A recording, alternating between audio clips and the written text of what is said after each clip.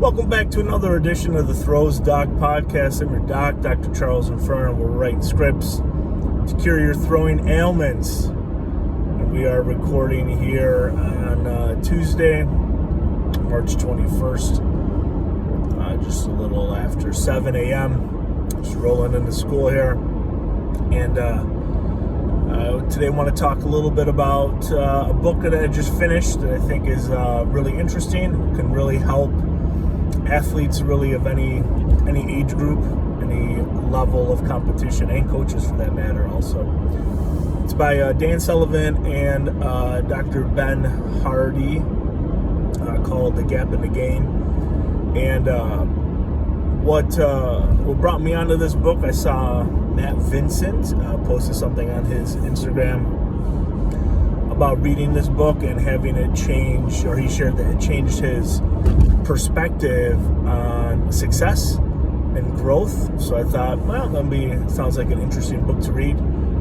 Took all of maybe like a week or so for me, a couple of movie nights and some later evenings, but well worth it. And really the scope of the book, for the most part, talks about how we as individuals view success and measure success and growth, and how we have this picture, this ideal, right? This ideal situation that we want to be in, or that we hope to aspire to, that we're chasing. And where people get stuck sometimes in their lives is that, according to the authors, we keep chasing and chasing and chasing this ideal, and we never are really able to attain it. And by not attaining it, it causes people to become frustrated, depressed, causes high anxiety in individuals, and basically just people feel as though, from what they wrote about and the stories that they share of individuals, that they chase and chase and chase, and they're never able to achieve this goal or this outcome. And it causes us to, like I said, not be happy. So the authors propose, and their methodology is that rather than look at where we're going as far as our ideal, and not become as frustrated or stuck on what we want to accomplish, to look backwards and look back to where we started to where we are now, and find more gratitude and take more solace in the fact that we've achieved a lot in X amount of time, whatever time you define. And I think it's a really interesting perspective and outlook, because as a track coach, I think I help my athletes, or I try and help my athletes anyway, look at it from both perspectives, right? Like, we are chasing a goal, and with track, it's numbers, right? Like, if athletes want to qualify for nationals, well, we have to finish in the top 20. We know that there's a specific number attached to it. So that, let's say that's the ideal, right? Men's discus, let's say it takes 50 meters, is going to be the 22nd athlete this year. So that's the ideal. That's what we're chasing, because we want to accomplish that. Now, if we don't attain that and we don't meet our goal, then yes, I can see the frustration, the defeat, just the things that didn't go well, right? But if you still look at it from that perspective, that we're chasing this ideal, this number, but then also look at where we came from, which is the spin that I try and put on conversations, is that look at all the progress we've made leading up until this point, right? So let's say we started the season throwing 45 meters, and we finish at 49 meters, so we set a personal best by about 15 feet, but we still don't achieve that ideal. There's still a lot of wins and a lot of positives from that. And they share some stories, and they talk about 3-year outlook and 1-year outlook, and 6 months and 90 days and what have you. And I think it's really important for just humans, right? Like, if we're the type of individual that just doesn't want to go through the motions and just doesn't want to go through, I don't know, I guess life day to day, that reading this book, I think, is going to be really helpful. And it's changed my outlook on success, right? One of the early activities that they ask you to complete, if you so choose, is, define your ideal and why achieving that ideal will make you happy. And